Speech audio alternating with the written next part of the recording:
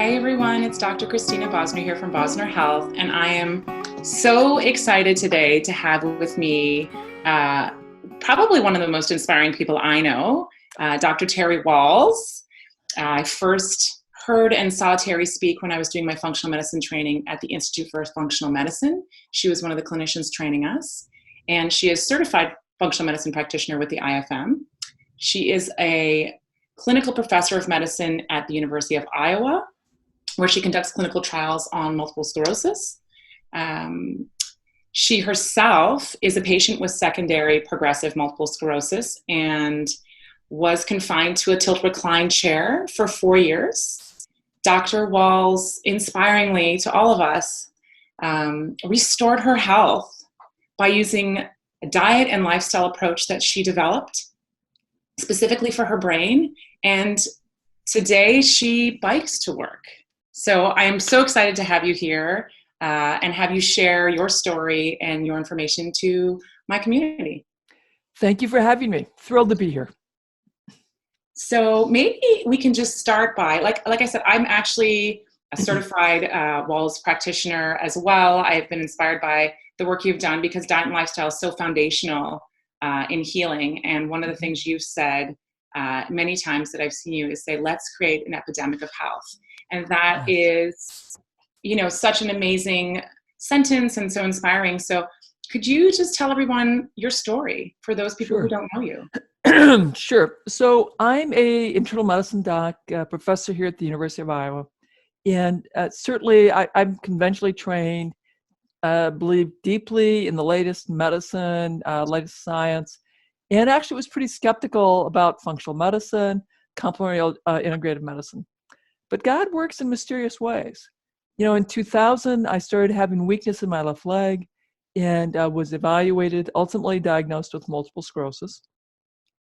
And I knew I wanted to treat my disease very aggressively, so I sought out the best MS center in the country, saw the best people, took the newest drugs, but I went relentlessly downhill. And 2 years into this, my physicians told me about the work of Lauren Cordain. I read his papers and his books and decided after a lot of prayer and meditation, and after being a vegetarian for 20 years, that was following a very low-fat diet, I went back to eating meat. And so it was a big deal. I gave up all grain, all legumes, all dairy. I continued to go downhill, but I figured it might take me many years to recover. So I stayed with that. The next year, I needed a tilt-recline wheelchair. And then I took even more potent drugs. I decided that the best conventional medicine was likely not going to stop my slide into a bedridden, demented life. And also it had 20 years of worsening trigeminal neuralgia. And so it also looked like I may well face intractable pain. For people who don't know what trigeminal neuralgia is, it's pain in the face, yeah? Yeah, so it's electrical pain across the face, usually on my right side of my face, occasionally on the left side of my face. Now, these episodes were becoming more frequent, more severe. They were getting much more difficult to turn off. So I'm taking more and more potent drugs. I am continuing to decline. I decide to go back to reading the basic science, and I ultimately decide that mitochondrial dysfunction is the driver in neurodegeneration and in progressive disorders, and that I really had much more of a progressive phase to my illness. So I start experimenting again, creating a supplement cocktail that I realize is helping my fatigue somewhat and is slowing the speed of my decline. So I am hugely grateful, and I'm more excited about reading the basic science. I'm pleased I'm figuring out stuff that my neurologist isn't telling me about, that my primary care doc isn't telling me about. I'm assigned to the Institutional Review Board at the University of Iowa, which means that I'm reading the latest clinical trials to verify that they're safe. I offer and I ask to read all of the brain-related trials. So I'm getting more and more comfortable reading brain clinical trials. Then in the summer of 2007, I discovered the Institute for Functional Medicine. I take their course on neuroprotection. I have actually a longer list of supplements, which I begin. And then, interestingly enough, I have another really big aha moment. Like, what if I redesign my paleo diet in a very specific way based on the supplements that I'm taking? So that's a few more months of research. And I start this new way of eating in December 26th, in fact. And to my amazement, within 3 months, my pain is gone, my brain fog is gone, and my fatigue is melting away. And my physical therapist is saying, Terry, you're getting stronger. So he's advancing my exercises. I'm beginning to lift weights. And at 6 months into this, I get on my bike for the first time in 6 years, and I bike around the block. I'm crying. My children are crying. My wife is crying. And then in 6 more months, Jackie sees that there's an 18.5-mile bike ride, the Courage Ride. We sign up. And again, to my amazement, I'm able to complete this entire ride, 18.5 miles. So once again, my kids are crying, Jackie's crying, I'm crying. And this really transforms how I understand disease and health. It will transform the way I practice medicine, and it transforms ultimately the research that I do. And how long had you been in that tilt recline wheelchair, Dr. Wahls? And walk. I had been in there 4 years. I could walk, very short distances. With 2 walking sticks. I had become so weak, I could not sit up in a regular chair as I am now. I had zero gravity chairs where my knees were higher than my nose. I couldn't go out to restaurants because I couldn't go to movies because I couldn't sit up in a regular chair. And so my life was getting, more and more constrained. Now, and fortunately for me, I still had been thinking clearly, and the university and the Veteran Affairs Hospital had been redesigning my job multiple times to allow me to continue working. But in 2007, I was beginning to struggle with brain fog, and my pain was so severe that it was very apparent that finally I'd have to apply for medical disability. And how old were your kids at this time? Well, when I was diagnosed, my son was 8, my daughter was 5. At the time that this transformation was occurring, my son is 13, and my daughter is 10. So they had grown up watching me go from being athletic to becoming rapidly, profoundly disabled. And the other thing that they had to deal with was that they had watched, since they were infants, my struggle with trigeminal neuralgia. And when those episodes of pain turned on, light triggered the pain, sound triggered the pain, a breeze on my face triggered the pain. They'd see me suffering. I'd be trying really hard to hold still. I'd get the jolt of the pain, and I'd have this involuntary grimace and grunting. They'd want to come comfort me because they love me. Yeah. And of course, their touch would trigger the pain. And I'm trying so hard to not grimace, to not recoil, to not pull away, because you can't do that to your kids. Yeah. That was profoundly difficult. And in the summer of 2007, the future that I saw for me was becoming bedridden from my illness, because it was very clear I couldn't sit up. So clearly I was on that trajectory. I was having more trouble with brain fog, so cognitive decline and dementia was on that trajectory. And I'd already had 27 years of worsening of my face pain. And so I thought it quite likely that my pain would turn permanently on, that instead of being episodic, it would be continuously on. And when the pain was on, light, sound, touch, a breeze is triggering the pain. Speaking triggers the pain. Yeah. Swallowing triggers the pain. And so when it gets to that point, I'm drooling, I can't really swallow. I'm going to the pain clinic, getting pain injections. I'm taking high dose IV Salumedrol, and it's getting harder and harder to get these things turned off. And so in the back of my mind, I'm thinking, this will likely ultimately turn permanently on. And then fast forward to that amazing bike ride. Yes. How inspiring that is for your children to see. So I mean, that's why they're crying, and Jackie's crying, and I'm crying, because that was so miraculous. And not quite as visible was the fact that my pain episodes were turned off. Yeah. Now, if I get exposed to gluten or dairy, if I go off my protocol, the pain comes back. Yeah. But you have a great reason, not just the pain, but great reason to be on your protocol, to live this way. Biking, walking, hiking, having a rich and full life. So it gives me great joy personally to live this way, and of course it gives me great joy to use these concepts in my clinic to see the kinds of transformations that we see in clinical practice. And I mean, you've inspired so many other MS sufferers and others with autoimmune diseases that we're told it's always going to be this way, it's going to get worse. And I met some of those.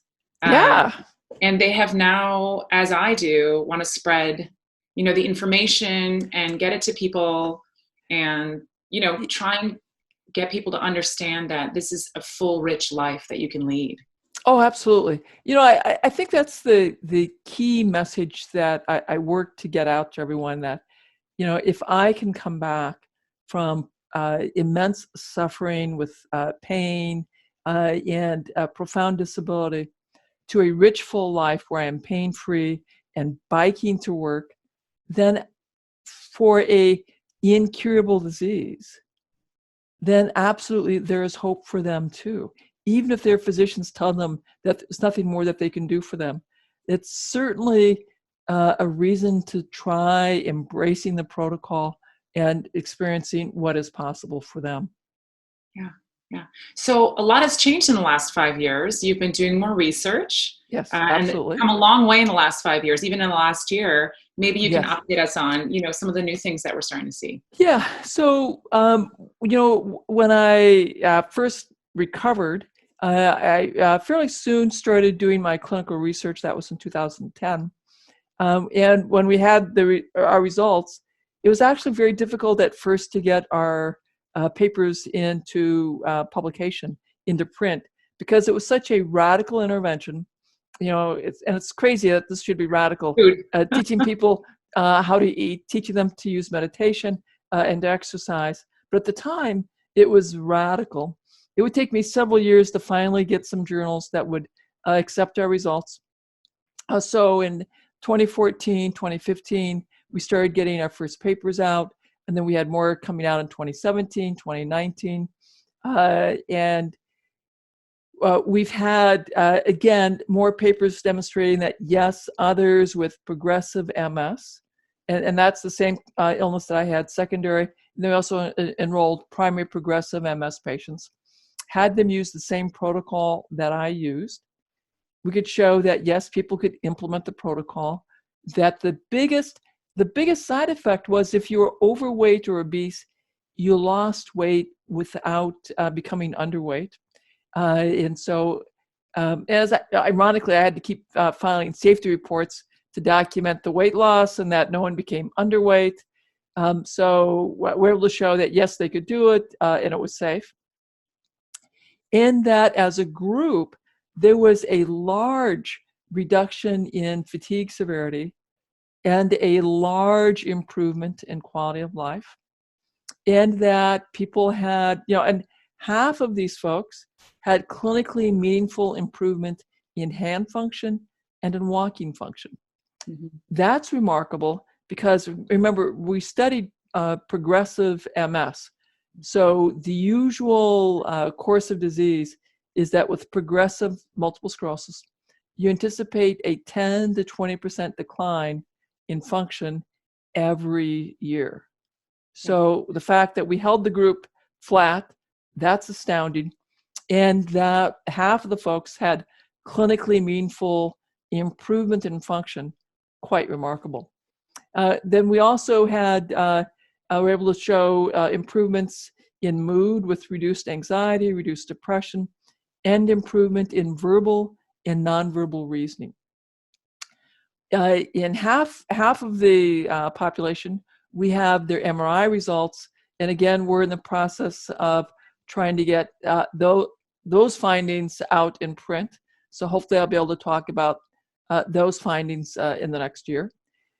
Then the next study that we did was what's called a waitlist control, where we enrolled people, and this time we studied just the diet.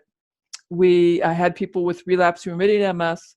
We brought them in, did assessments of quality of life, of fatigue, of walking function, hand function, and memory recall.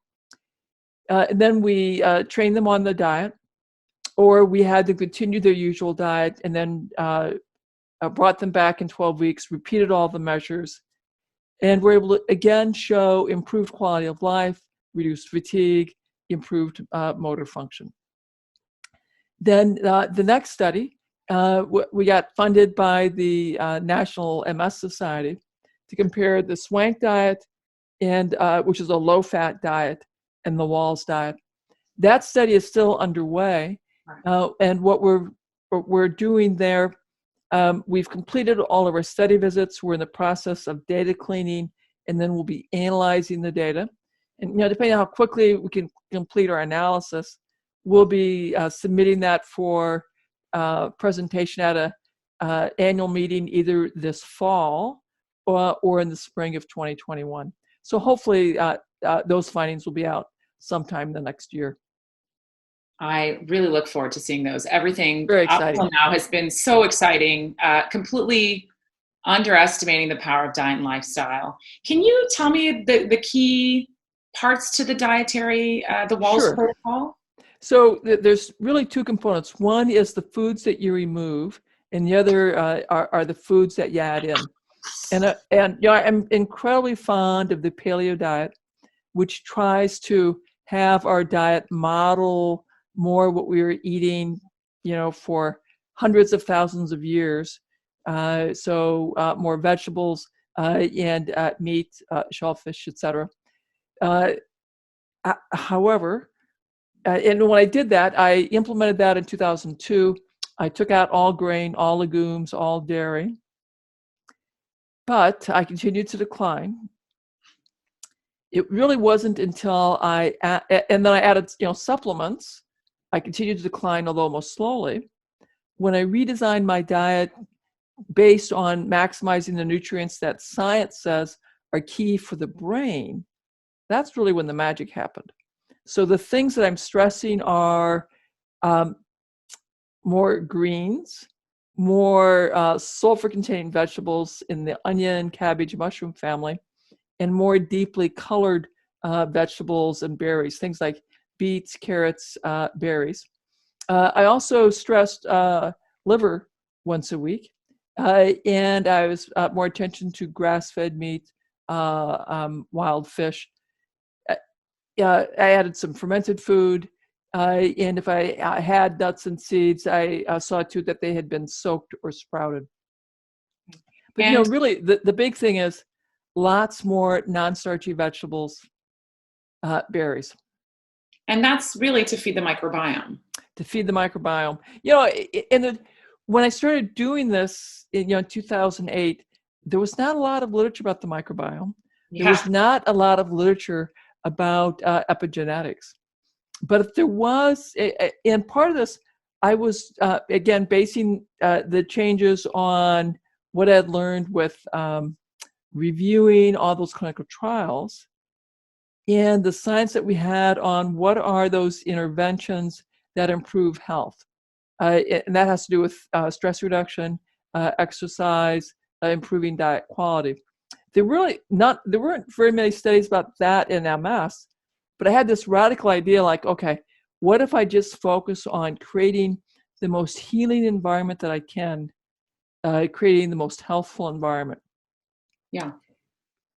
And the other thing that I would reflect on Dr. Bosnar is that I'd had all of my physicians tell me that MS is a progressive disease, functions once lost or gone forever, that because I was in the progressive phase of my illness, there was no hope for recovery. I was doing all of this stuff not to recover because I knew recovery was not possible. I'd accepted that. I was doing all of this to maintain the limited function that I had for as long as possible. Yeah, in fact, even though I'd gotten improved enough that my pain was gone, my energy was better, I had more mental clarity, and I'm actually walking around the hospital without canes. First time, in 4 years, walking around the block in the neighborhood, again, first time in 4 years, because I had, as part of my adaptation process, let go of my expectations and just said, like, I'll just take each day, one day at a time as it unfolds. I'm clearly getting better, but I don't know what it means. I'm still taking it one day at a time. It wasn't until I'd gotten on my bike. Okay, I get emotional when I talk about this because it felt so miraculous at that time. It wasn't until I got on my bike and I biked again that I understood that the understanding of disease and the understanding of MS was incomplete, that the understanding of progressive MS was not quite correct, that who knew how much recovery might be possible. So when I talk about that day, I cry. Me It too. was, Every it, time. it was miraculous then, and it still feels miraculous now. And I think that's what's the most inspiring, is that we really don't know our body's potential for healing. But watching and listening to your story, for all those people out there who have been told it's not going to get any better, this is what you have, it's just going to get worse, there's so much hope that you're spreading, and there's so much hope that people can have just by trying something different. Going back, for me, it's like going back to the old way of eating and moving and living, grateful for who's around you, eating the foods from the earth, not processed packaged things, and being amongst loved people and having purpose. What I've found now over the years is we have so many people that are contacting us every week, telling us about their healing journey. And the story is quite common. They may be talking about themselves or a family member that they had condition XYZ. The physicians had said, look, there's nothing more that we can do. Someone turned them on to my work, and they picked up my book and began implementing our protocol. And their disease stabilized, and then they began to recover. And so, often I have to look up this condition. I've never heard of it. Sometimes it's an autoimmune problem. Sometimes it's a degenerative problem. Sometimes it's traditionally viewed as a genetic disorder. Yeah. And even if it's a gene, what I've come to realize is the standard American diet, or in your case, the standard Canadian diet, is generally filled with a lot of high glycemic index food, a lot of sugar, a lot of processed foods. It's very inflammatory. It accelerates the damage, whether you have an autoimmune process, a degenerative process, or a genetic process. And if we can get your environment, your cellular environment, less inflamed and supported with more of the appropriate nutrition and environmental factors, there's a surprising level of improvement that's often possible. And that, at the very least, the speed of the decline is slowed, and families are immensely grateful for that. But often, the disease stabilizes. Yeah. And then the cells begin to heal, and function improves, medication needs decline, and they have their moments that are like my bike moment, that things they thought that would never come back to their lives are coming back, and they're crying, and they're grateful, and they're reaching out to our team, and often they have photos of the before and after, and people look 10 years younger. They look alive and vital, and joyful. And that's why we have to spread that message that healing is possible. And I think one of the things I treat a lot of kids and parents, and I'm always trying to inspire the children. You can heal yourself. You Yes. can make the steps to create a nutrient-dense diet, move, and learn these basic concepts of gratitude and meditation, which kids are so open to. And I find when they do see a shift in their symptoms or their chronic thing they've been told they're going to have forever, just by taking control of what they're eating, for example, they are so inspired. And it's actually much easier for them because they don't have that many years of being told, this is just who you are, you're just going to get worse. So that's, where my community really will benefit, just knowing that, be inspired by your own body's potential to heal. Now, our version of that is, I treat adults because I'm an internal medicine doc. And so people come in and they're making these big changes because either mom or dad have a health challenge. And they struggle with the fact that they're asking their children, and their children are having to make these big health challenges. And so we have to have a lot of conversations like, oh my God, what you're doing is saving the lives of your children. That by having your children adopt this way of eating and living, the child's health outcomes are markedly improved. Their probability of an autoimmune problem is greatly reduced. Their probability of obesity, diabetes, heart disease, and cancers are all greatly reduced. And kids are much more resilient. They actually are willing to eat vegetables, and they're willing to move more if you'll do this as a family. And so we've spoken a bit about this, and when you do your training, we speak about this. How do we speak to other people about the changes we're making so they don't undermine them? Because that seems to be like, oh, you're one of those crazy people that wants to eat good food. It's like such a time in history, right? So a couple of things. At the VA, we had such success in my primary care clinic and the traumatic brain injury clinic. The VA had me create a clinic devoted just to basically the Wahls approach to medicine. We called it the Therapeutic Lifestyle Clinic. And we saw people with chronic pain and with any kind of chronic medical problem that was open to using diet and lifestyle. And so we had tremendous success at transforming the lives of these vets from a wide variety of health problems.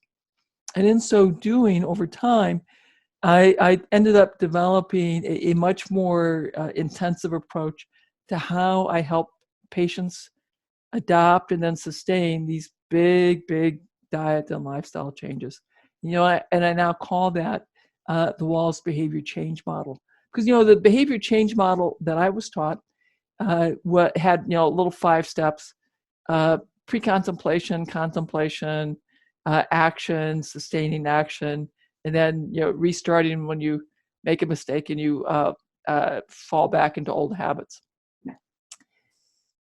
It's a much more complicated process because we're so addicted to these very destructive habits. So we ended up creating a much more detailed step-by-step process where we take people first from inspiring hope, which is what you and I, we work so hard at, inspiring hope. And then we teach patients how the mechanisms, using metaphors that our audience will understand, how diet and lifestyle can have this big impact on our health. And we walk people step by step from their current understanding of life to what's possible, and then guide and support them through the struggles with addiction and all the steps that we can help them with to make dealing with their food addiction and their addiction to a sedentary, comfortable life easier to sustain. to the point where they're able to then adopt and sustain these new health behaviors. So we've created this much more robust process to help people in clinic and to help clinicians understand how to talk and create attraction. So people are like, wow, you look fabulous. You look 10 years younger. And who doesn't want to look 10 years younger and feel 10 years younger, or look 15 years younger and feel 15 years younger? And so people then get curious and they want to have that same success, that same transformation. So I am really excited because you're coming out with a new book.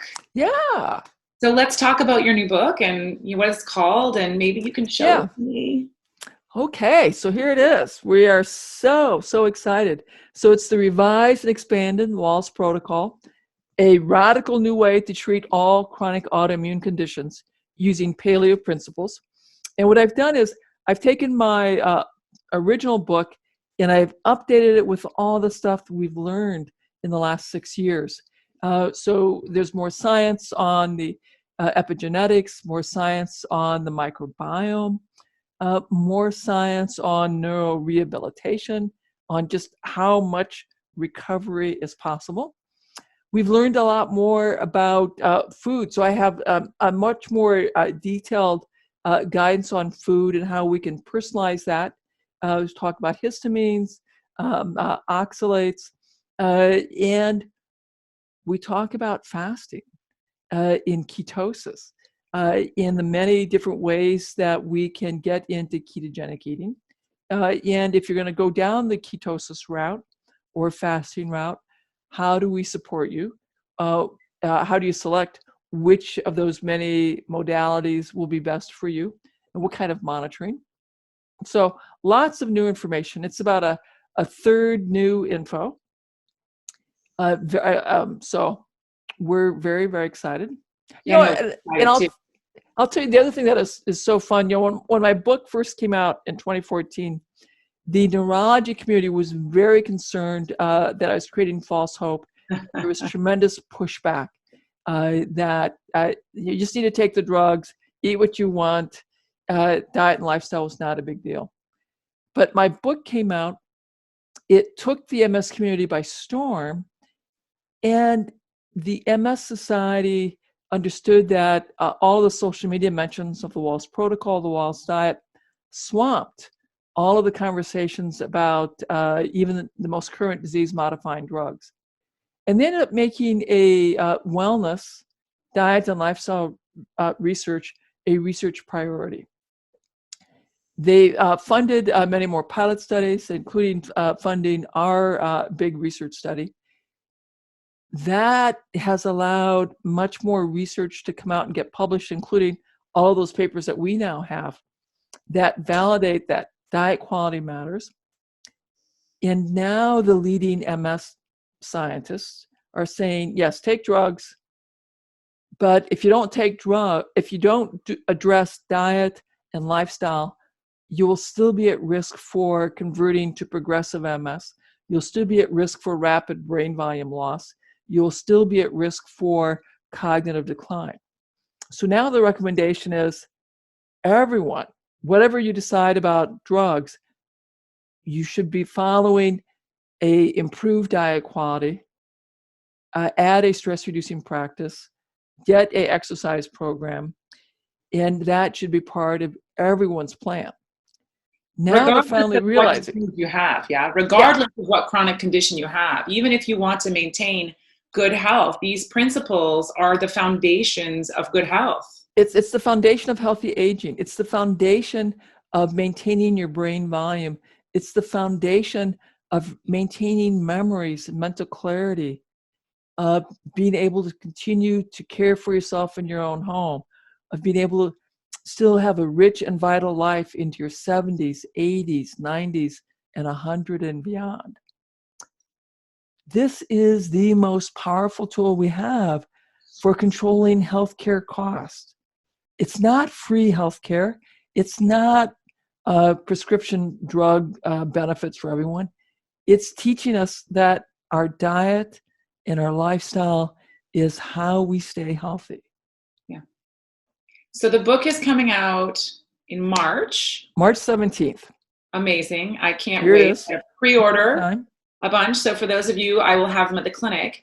Now, if someone reads the book or is interested in doing more, you have an incredible seminar that you host as well. I'd love for you to Oh, yeah. talk about that. So we've been doing this year after year, and we have a live event where people, patients come and they hear from me the latest science, what we're doing in our research lab, what's the current thinking on dietary interventions, stress-reducing interventions, neurorehabilitation. You'll hear from some other faculties as well.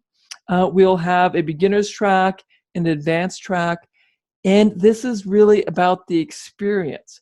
So yes, you learn, and then you practice what we teach you. We laugh, we sing, not necessarily in tune. We dance, not necessarily with the beat, but we have immense amount of fun because learning new things requires practice. And we'll give you a chance to practice that. Plus, you have amazing food that is Wahls compliant, so you learn how delicious this food can be. You come back and reconnect with old friends, make new friends, and people celebrate. We watch people coming back and having steadily improving function, which again, when you have a serious systemic autoimmune condition, the conventional wisdom is these are progressive illnesses that just go downhill. Yeah. But we get to celebrate with one another that we see people's lives improving.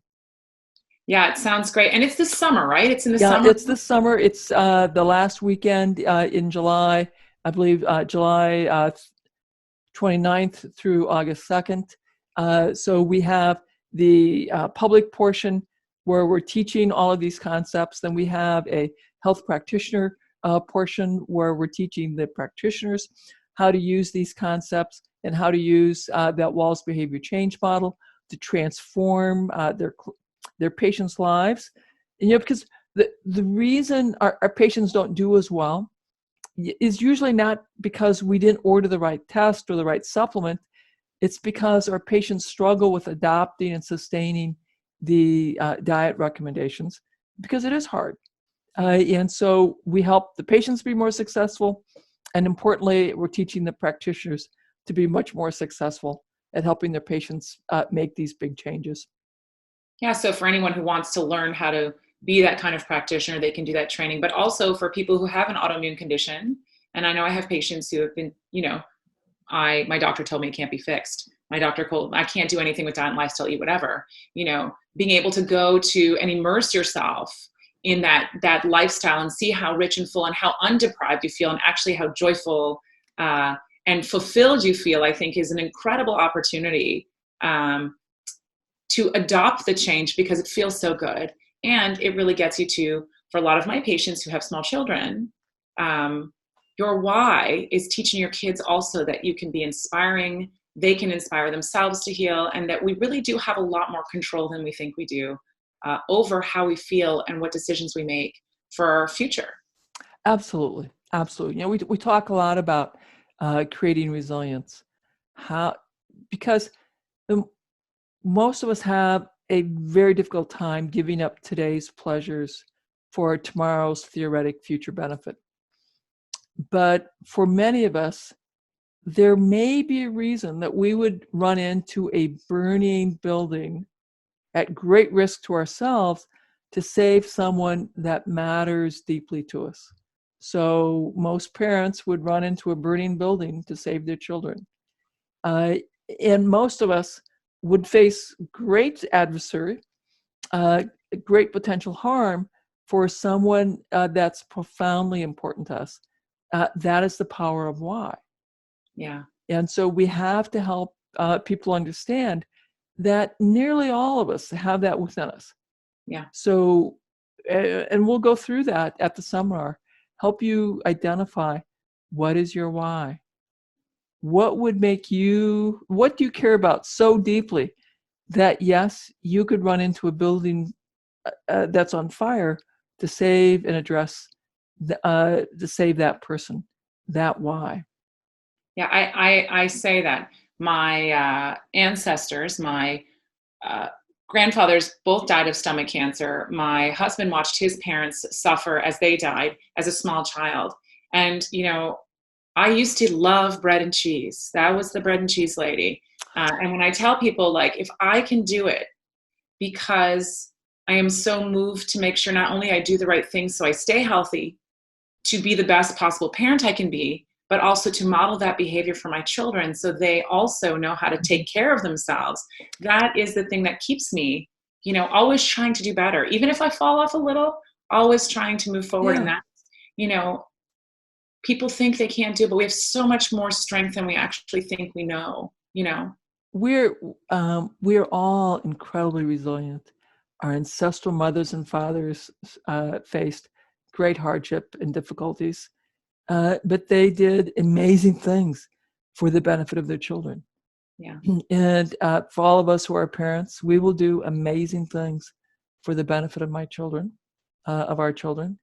And as I was getting more and more disabled and struggling more and more with pain, my why was I had 2 young kids, and I wanted them to be the most successful emotionally and financially.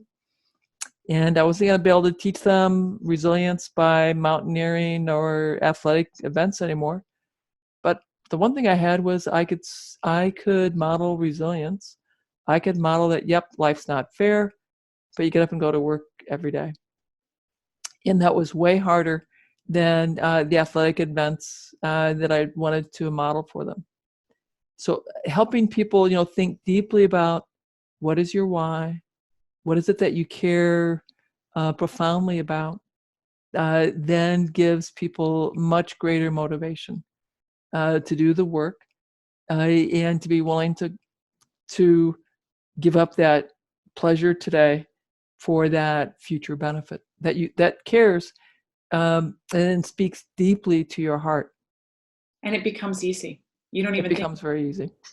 Oh, well, thank you so much for spending this time with me and talking to everybody about, your protocol and your journey. Obviously, extremely inspiring to me, and I'm sure to other people. I'm so looking forward to the book coming out. I'm looking forward to actually adopting, a program for my community. So exciting to help them go through their why and help them really conquer their chronic illness and inspire them and their family members. And I just really appreciate and admire everything you're doing for everyone, because it has really sparked a fire under those of us who have seen the shifts and the changes in our own lives.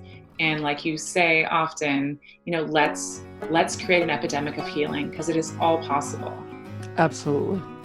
Thank you so much for taking the time. So great to see you again. Thank you. And we will look forward to getting that book.